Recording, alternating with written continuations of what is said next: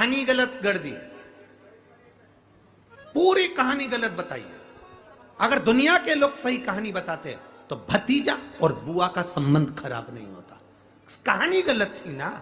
लोगों ने कहा, हिरण्यकशिपु ने अपनी बहन से कहा, बहन तू अपने भतीजे को गोदी में रखकर बैठ जा और चादर ओढ़कर बैठ जाना, तू बच जाएगी, तेरा भतीजा जल जाएगा। तो बुआ भतीजे को जलाने के लिए गोदी में लेकर बैठी। बोलो सही है कि गलत है? लोगों ने कहानी गलत बताई। होलिका, लोगों ने कहा उसने अपने भतीजे को जलाया। पहले तो होलिका का नाम तो निकालो कि होलिका का नाम क्या है।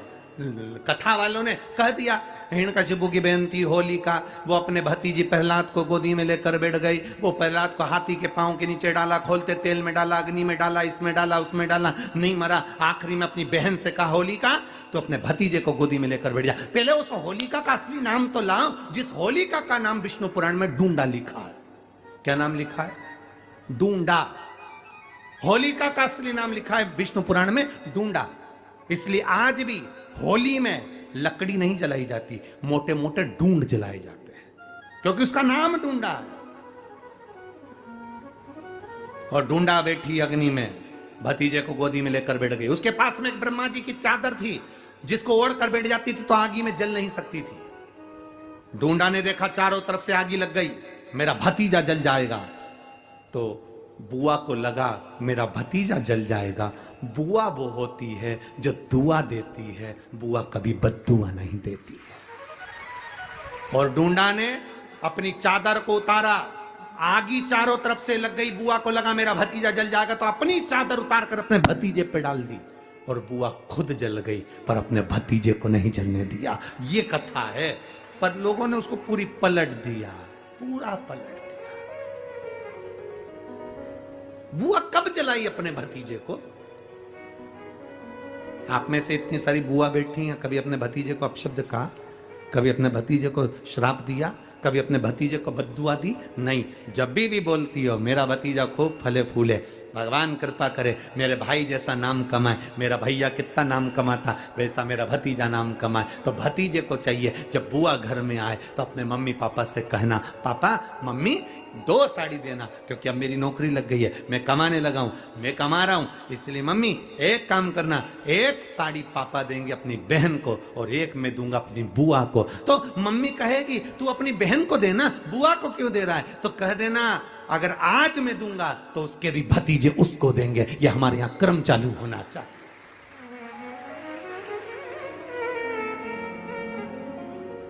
पर करे क्या?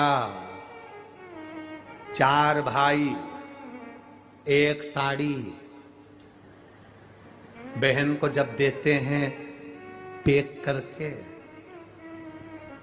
पूरी पैकिंग,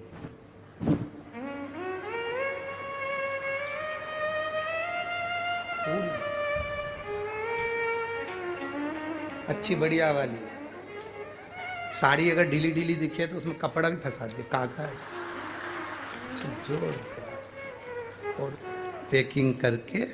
और 4 भाई 1 साड़ी, चारों भाई राखी बनवाने के बाद ऐसे हाथ लगा के देते हैं जैसे पूरे पुणे की प्रॉपर्टी दे रहे हो, पूरे पुणे की। किसी ने पूछा कि क्यों रे, चारों भाइयों ने मिलके 1 साड़ी दी। अभी हम एक ही तो घर में रहते हैं,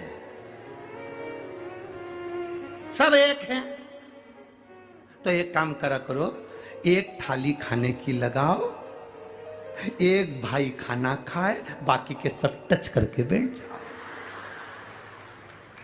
एक ही जगह तो रह रहे हो, एक ही थाली में काम। तुम्हारे टच करने से 4 भाई का 1 साड़ी में हिस्सा हो गया, तो तुम्हारा समोसा तुम खाओ, बाकी के 3 भाई टच करके बैठे, पेट नहीं भरा है। अपने को क्या करना, अपन तो अपनी साड़ी ओढ़ो दादा।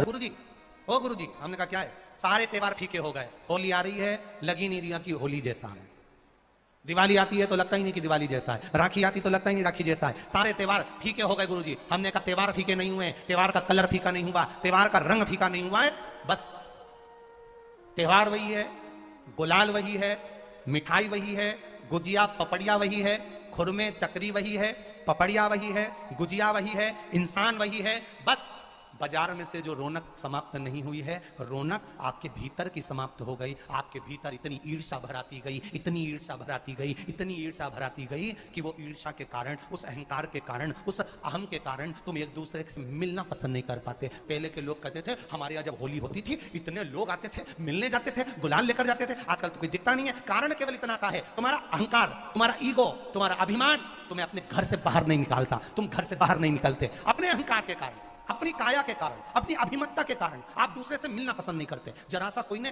कलर लगाया तुम्हें क्रोध आ गया, जरा सा किसी ने गुलाल लगाया तुम्हें गुस्सा आ गया, जरा सा कोई आया भाभी जी भैया जी करके गुलाल लगा गया तुम न न न न न न न न न कहां जाओ। इतने वीआईपी हो गए, इतने वीआईपी हो गए, इतने वीआईपी हो गए कि अपने त्योहारों से भी दूर हो गए। मेरा निवेदन है, होली का त्योहार आ रहा है, उस फागुन के त्योहार में मेरा देवादिदेव महादेव माता पार्वती के साथ होली खेलता है, मेरा कृष्ण कन्हैया राधा रानी के साथ होली खेलता है। आप भी अपने इष्ट मित्रों के साथ होली खेलिए और दिल से खेलिए। हमारे सीहोर में, सीहोर जिले में एक होली होती थी। उस होली का नाम हमने पिछली बार बदल दिया था। कौन सी होली कर दी थी? महादेव की होली। पिछली बार हमारे सीहोर जिले में हमेशा होती आई थी वो होली, थोड़ा उसका नाम हमने चेंज कर दिया था तो उसको महादेव की होली कर दिया था। मेरे सीहोर जिले के रहने वाले सभी रहवासियों से, जिले भर के निवासियों से निवेदन करना चाहूंगा, वो पुरानी होली को बंद कर महादेव की होली नाम दिया गया है। शिव मंदिर में जाना है, चंदन का जल शिव जी को 1 लोटा चढ़ाना। एक बात अपनी जिंदगी में उतार कर रखो, शंकर भगवान को घी का दिया भी लगाओ तो तुम्हारे घर में जो असली घी हो, थोड़ा सा भले 1 बत्ती लगाओ, भले इतनी सी बत्ती जलाओ, पर असली घी की जलाओ। शिव जी को अगर चंदन भी लगा रहे हो तो असली लगाओ। शंकर भगवान को चावल भी चढ़ा रहे हो तो असली चलाओ। शंकर भगवान को अगर अष्टगंध भी चढ़ा रहे हो तो असली